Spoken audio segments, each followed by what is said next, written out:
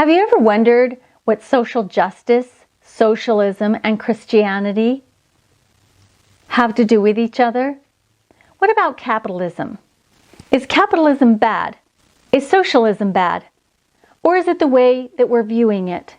Where does one public policy affect the other? To what extreme? And where does God fit into the picture?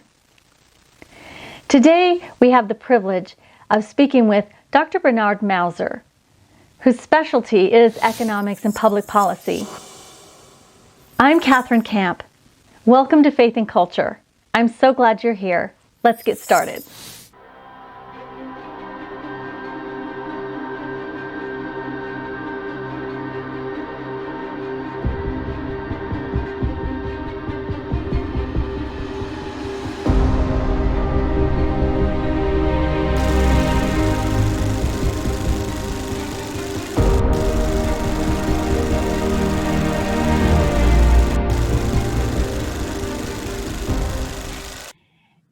Today, we're back talking with Dr. Bernard Mauser, who is an economic specialist and also working with public policy. And we're going to talk again about socialism, economics, and Christianity. Do these go together or are they opposite? Welcome, Dr. Mauser. How are you? I'm doing well. Thank you for having me, Catherine. Well, I'm excited for this talk, so I'm glad you're here. We need to hear some professional advice, someone who has studied this, who teaches it, and we need to learn about public policy. We need to learn about economics. We need to learn about how socialism fits in with everything, or if it doesn't, because many of us are going to churches. I don't, but I know many out there are attending churches where they have pastors or ministers or priests that are merging Christianity, socialism, and social justice as something that God wants. Now, maybe you can explain to us if that's correct, or you can show us how things really are working and whether it has anything to do with what God would want us to be doing in the first place. So where would you like to start? Yeah, there's a lot to start. There's a historical phenomena that really started occurring in the 19th century. And there was a shift primarily in Britain. And what people saw is they observed some injustices in society. They saw some of the poor people there. And what they started thinking is we had a Christian duty to take care of them. Well, there started to be a shift as they started saying, okay, what we need is the government to intercede more and more. So if you look at the history of different organizations that help the poor, almost to every single organization, it was rooted in this Christian philanthropic idea that we need to help humanity, voluntarily help humanity escape from poverty. And what most people miss is that is the common state of all men. We're born poor, ignorant, and fragile, frail. So our plight throughout human civilization is we lived really short, nasty, brutish lives. And in order to live longer, we had to cooperate with one another. And something that really propelled us in the early 1800s was the rise of the Industrial Revolution. And what the Industrial Revolution allowed in the first time in human history is, and you find this even going back to the Romans, one of the things that kept the Romans from progressing is human slaves. And they had no need for machines to do things because they just viewed, hey, I don't care if I wear out my slave. He just dies. Now I don't have to take care of another body. I'll just replace him. We're conquering all these nations. We just make these nations slaves. So with the Industrial Revolution, what we found were machines could start replacing humans in being slaves for us. When machines became our slaves, they're significantly more productive. Every machine had the output of about 100 humans. So what this did is it drove prices down. So everybody could start accessing goods and services that they never had access to before. And people will often lament, oh, these machines put people out of work. Though this is true in one sense, it's false in another sense. And here's what I mean. On the face of it, sure, some machines might put, when you go to Walmart or something like that, you get these self-checkout machines. And for me, I love those. I go significantly faster than the old lady sitting there telling me all about things, and then she's missing things, and then trying to figure out how to get the tech to work. That's okay. Some people love that. My wife always loves those. That's great. Me, I like going self-checkout. I go faster with that. But what it ends up happening is there's entire industries that spring up to replace that cashier, because now you need people building the tech that are those self-checkout kiosks. So what they're not seeing is there's entire industries that have to develop to support those machines. So it might be the case that the buggy whip factory goes out of business and there's no longer guys who are making buggy whips, but there's the horseless carriages that rise up in their place that we all call automobiles, that we love, that make all our lives significantly better. And so all our lives are better off as a result of these machines. And that, a lot of people lose sight of that. So with certain jobs going away, there's also job creation simultaneously. And it's part of what's called creative destruction.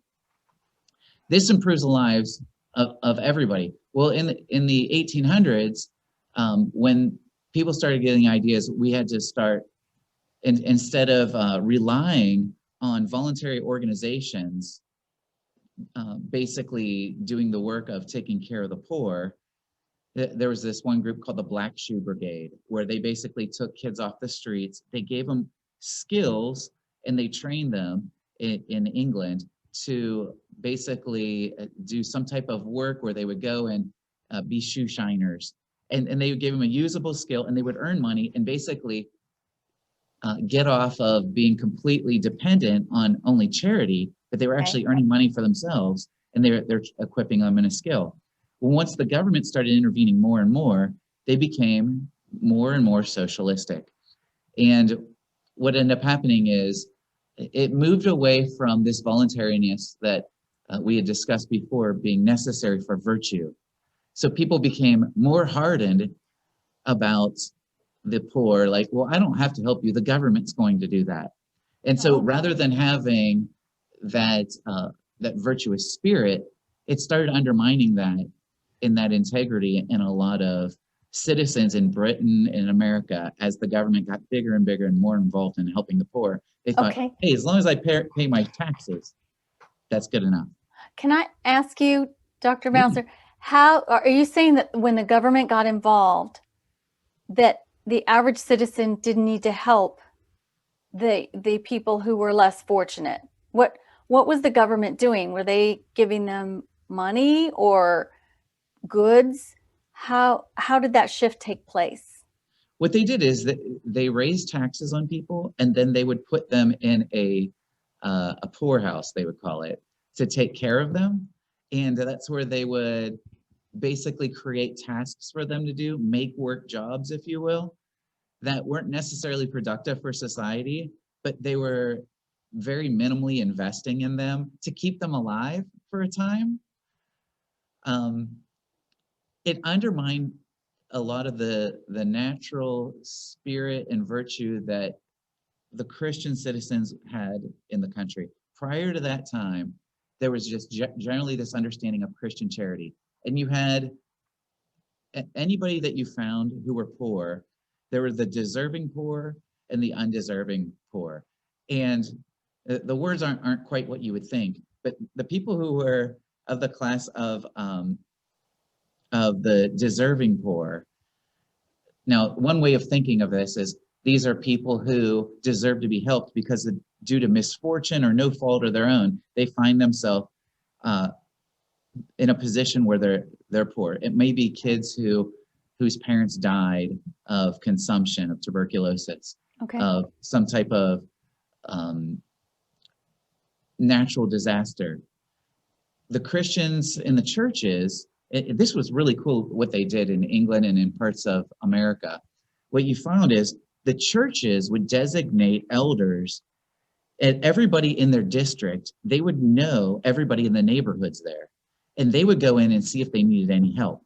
And if there's somebody in your community that was suffering, they were so in touch with the community that everybody would support that person in the community. So if you lost your parents in a house fire, the community, organized by the local church, would support that child, and somebody would take that child in. And if there was a family that this is the way you would have like barn raisings and things like this, everybody in the community would come together, organized by the local church and the deacons, and they would help that family.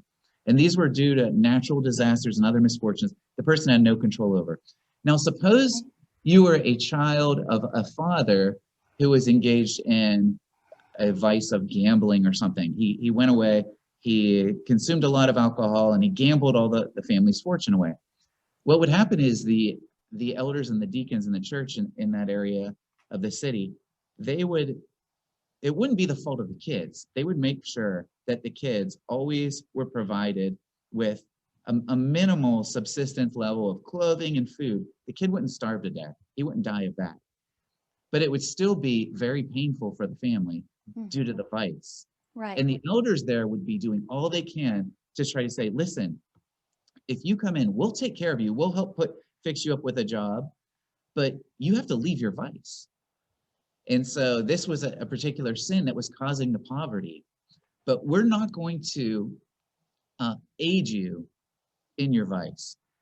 And I recently, not super recently, but my wife and I found this homeless guy. This is when we were living in Ohio. And we were trying to form some type of connection. We got this idea from reading about the way they initially treated the poor in the 1800s. We're like, we should be doing this as the church. So we started taking him food and finding out, okay, what's your situation? Why is it you're on the streets here? One of the guys I worked with used to be best friends with him. And he said, well, I got involved in drugs. And I said, okay, well, have you decided to leave that life? And he said, no. He said, and I said, there's this shelter down here. You could go there instead of living under the bridge. And he said, I'd rather live under the bridge and do drugs because I'm free that way. There, they require me to not be on drugs. And they're always preaching at me. And I could probably tolerate a little of the preaching, but I'd rather be on drugs than live under the bridge.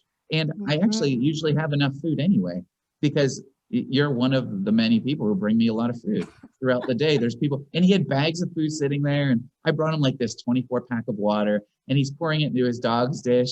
And I'm like, oh, dude, that's like bottled water. Like, your dog, okay. It's yours now. I gave it to you. Yeah. But it was very hard for me because I was like, man, I gave him this big bag of tacos from Taco Bell, And he said, oh, yeah, we actually always have plenty to eat because basically the people here support us. And it was fascinating. And so I started thinking, okay, so this would be this group that would fall into those who are poor by their own choices. Now, I know not everybody's like that, but they always made that distinction. And it was the church who took care of them. Nobody ever thought, well, I pay my taxes. And I've had friends of mine say that, like, I pay my taxes, they could just go there. But most of us don't want to have a conversation with them. We see them, oh man, I don't want to talk with them. And we fail to see them as created in God's image. Right. And let's pinpoint the source of it. If it's due to terrible misfortune, let's be the church. Administer to them, not just rely on the government. Right.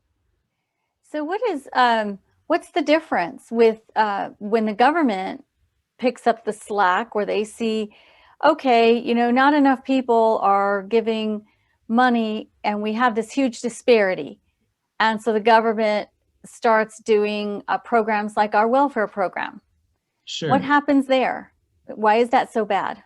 I'm gonna use this analogy from, there's this brilliant economist, and his wife was having a hard time with his 2-year-old daughter. So you have children, so you probably remember when they were little, we're trying to get them potty trained. Right. And diapers are super expensive. And so I've gone through 5 kids with through the diaper phase. And so that's a ton of money we're pouring in a diaper for so many years. Yeah. It's just like, come on, you got to hold it overnight, doing whatever you can to get them to be potty trained. And so this brilliant economist, his wife's having trouble potty training their 2-year-old. He's like, listen, I've got a PhD in economics. And I get interviewed by all these people. I'm helping advise countries, basically how to reform their monetary system. I can handle our 2-year-old. Just give it to me 3 days. I'll get her potty trained. So he said, listen, I know you like M&Ms. If you could start going to the potty rather than having all these accidents in your pants, every time you go to the potty, Daddy will give you a box of M&Ms. And he said, my daughter, within 24 hours, went from having no bladder control to having such incredible bladder control that she would be able to go to potty, every 15 minutes. She'd go in, have a little bit, no accident. Okay, Daddy, I went a little in the potty, get a little box. He said he was trained.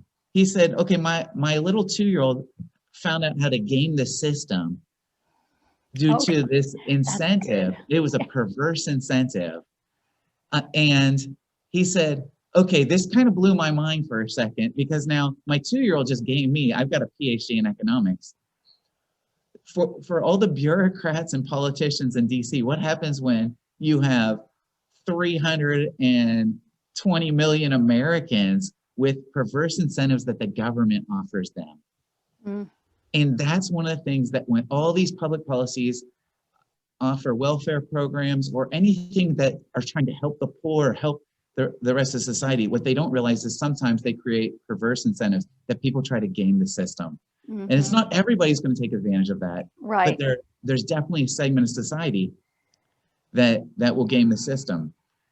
And we become aware of them. They're all around us. And yes. So, and there's a lot of other negative consequences. So initially with some of the bailout packages with coronavirus, one of the things that happened here in North Carolina is there were essential versus non-essential services and jobs that were allowed to operate. And the landlord of that I pay rent to, he owns a business here in Mount Airy, North Carolina. And he said what happened was the amount of salary my workers were making, they had an across-the-board payment for the entire state of North Carolina. He said, my salary I offer these guys is really good for this area, but it wasn't as much as they would get with the coronavirus package. Mm. And they were begging him, lay me off, please. Because I could sit at home for 40 hours a week and get paid more from the government than working 40 hours for you. Yeah. And he said, I can't keep up with that rate of pay. And so it's going to put me out of business because I can't, even though I was deemed an essential service because I applied for that, I can't keep up with what the government's going to do. So it ends up devastating his business here because of this perverse incentive. Yeah. Yep. I'm seeing that here where I am in Virginia, that there are 4 local popular restaurants that are literally closed because they cannot find people to work there. Yeah. And so I think that that's what's going on because I can't think of any other reason. There's hiring signs all over the place and these positions just aren't being filled. So something is going on and it's not healthy to our economy. So one of the economics fallacies that to keep in mind here that Christians should be aware of is it may be the case that these Christian statesmen who have the best intentions in the world, but this is one of those cases where their helping actually hurts because of the perverse incentives they create through their public policy. So you don't judge a policy based on the intentions. It may be, this guy may be the most godly man in the world. He really wants to help. But just in the case, as in the case with the guy with his 2-year-old daughter, people will figure out a way to game the system. So that's not, the way we judge public policy should be by the consequences and realize that sometimes you create perverse incentives that actually do significantly more harm than the good they were supposed to do. So we have to be really careful with not get too excited about the policies being passed, is what you're saying. It's not always down the line. You have to realize in the first lecture when you and I had this discussion, I tried to touch on this this idea that everybody acts for certain incentives. And so, and when you create a perverse incentive through your public policy, it's going to have ramifications and negative consequences that can ripple throughout all society, far beyond what you could see. It reminds me of British enacted this policy in India. I think this was the late 1800s. And there was this terrible problem in this one Indian city where all these people were dying from getting bitten by cobras. And they basically said, listen, we're going to offer a monetary reward for everyone who brings us in a dead cobra. And this is one of the ways that we're going to clean up the city. I think it was Calcutta, but I might be wrong in the city. And so what ended up happening was there was an immediate reduction in the number of cobras in the city. And they thought, okay, well, they spent a ton of money on this program. But what they didn't realize is they were just bleeding out so much money. They're like, how is it there's so many cobras that we're still getting in here and we're having to spend more and more money? He said, we have to do away with this program because it's costing us significantly more than we ever anticipated. We only anticipated spending an X amount, and we've gone 2-3 times that, and we're still getting a ton of cobras. What people started doing is they started raising cobras in their homes and bringing them in dead to get the government money. Wow. And when they canceled the program, what ended up happening is people no longer had a need to raise cobras, so they just released them out in the streets.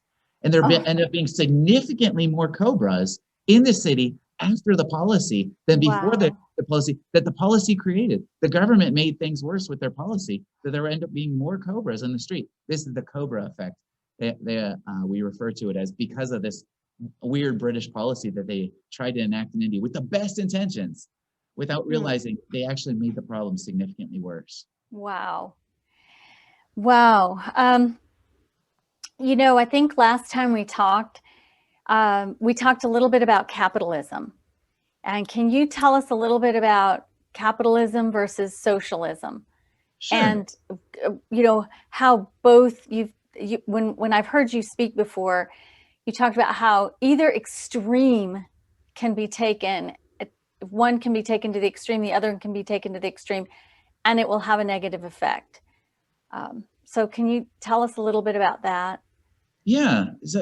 So keep in mind, for those that might be just coming to this on the first time, capitalism is simply the view that you own your property. You get to decide who you're going to exchange with, what you're going to do, and you own what, in the business sense, we call it capital. You own the means of producing these things, the machines that are used. In socialism, the government owns that, and they tell you and they dictate to you through coercion what you're going to do, where you're going to work, how much is produced, and they own the capital. So one emphasizes the freedom and it's based on the nature of man. The other focuses on coercion and government ownership.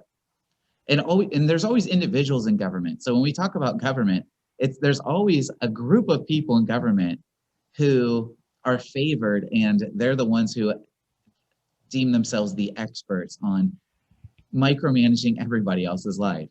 Right.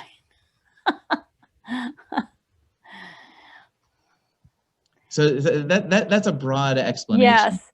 Yeah, but it's true. And now, is there anything else before I have to let you go that you want people to know? Because we are living in really strange times right now, economic extremes. And I feel like there's a gap that's widening, and unfortunately the middle class is really being jostled around a lot. So is there anything else you want to tell us? Please share it with us. So here's one thing I would, okay, so I'm going to give you a quick explanation, and then I'm going to try to give you something encouraging. It's so people don't leave in despair, like, oh my gosh. I know. But what most people think when they condemn capitalism and they prefer socialism, though there's a lot of fallacies associated with it, I think what they shouldn't confuse is what's called crony capitalism. And so when they make these policies, when the government makes policies to foist upon the rest of their society, it is often the case that they're working side by side with the owners of these big businesses. And so the big businesses themselves are protected by government bureaucrats. Oh, I'm so sorry. My light just cut out here. It's a motion sensor. I'm not Oh, I'm not active enough. I know. I have one of those in my classroom and it goes off a lot. Yeah, so and I'll just give you one example.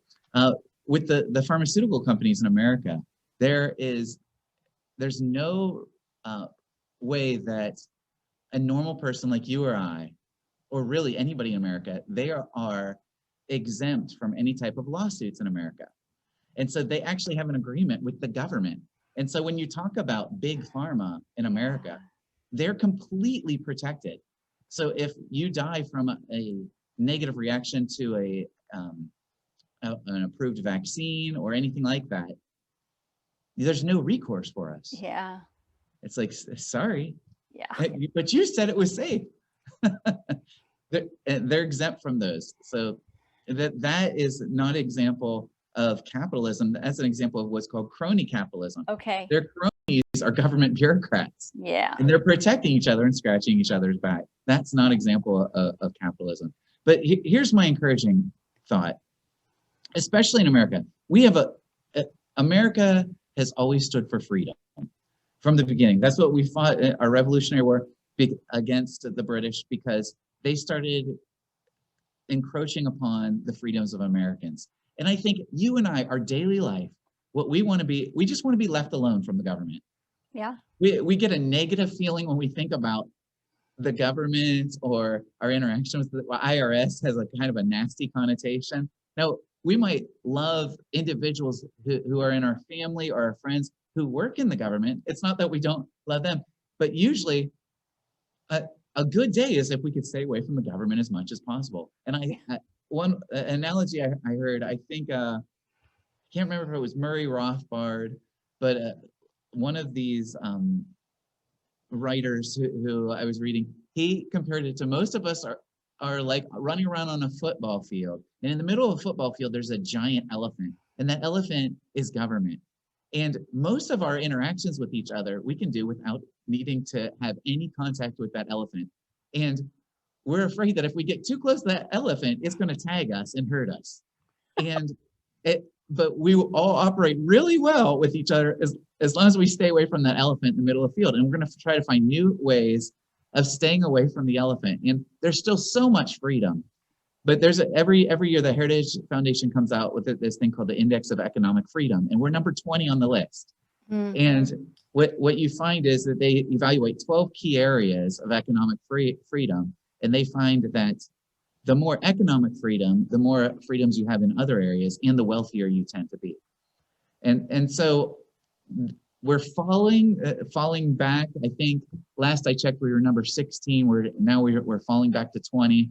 And there's all these key areas. And as our freedoms get restricted, what tends to be linked, and most people don't realize this, is your economic freedom tends to be linked with your religious freedom. So you want to be free to practice your religion. Mm-hmm. You want to be free to move. Your ability to own and acquire property and to use your property as you see fit are inextricably linked with these other freedoms. So one of the most important ways of conceiving of all these other rights that you may have is if you start conceiving them in terms of property rights, that is significantly more objective than this right of conscience, a religious right. Don't I have a religious right to do this? I don't want the government trying to read my conscience and saying, oh, you're conscientious objector to this. What part of the standards they use in courtrooms right now is they try to determine how long you believe this view. I don't want them doing that. So, but if we can shift it into the idea that the government doesn't own you as property, that if they don't own you and you're not their property, they can't tell you what to do with your body, which is super objective. And here's a practical way it came into a recent Supreme Court decision in favor of the Little Sisters, this Catholic convent that didn't want to pay for the abortion pill for the workers who worked for the Catholic convent. They were only protected because the Catholic Church has such a long history against abortion, and it's all these nuns. But they were getting into matters of conscience and religious freedom. What about for those of us that are Protestants, especially if we have a newer denomination or a younger denomination, or maybe we're non-denominational? It's really hard for them. I don't want them analyzing my conscience. Yeah. I'm trying to determine, have you published anything in the last 6 months that tells us this isn't a new belief? So this is why property rights are so important as a way to conceive of maybe being the foundational right upon which everything else can be laid. And it's very objective. Yeah. That's it. We are getting into real dangerous territory when we hand things over to the government. And you're right. It seems like we have healthier societies, the freer we are. Yeah. As long as it doesn't go to the extreme of completely free, and I think you've said total anarchy, to where there's no rules, and there's a happy middle where there are just enough guidelines, and then leave us alone. Yeah, yeah. And we don't want to confuse the difference between liberty and license. And that's most scary. people, they do confuse those two, like for license being the right to do anything you want to do, versus liberty, freely choosing what is good and operating on that. But yeah, we could discuss more of that next time. Yes, yes. I know you have to go. You have family things to get to, but thank you so much for joining me again for this. And I do hope you'll come back. I know it takes time out of your busy day, but I really appreciate it. And I think it'll help a lot of people out there. Thank you. Well, thank you for having me. Okay.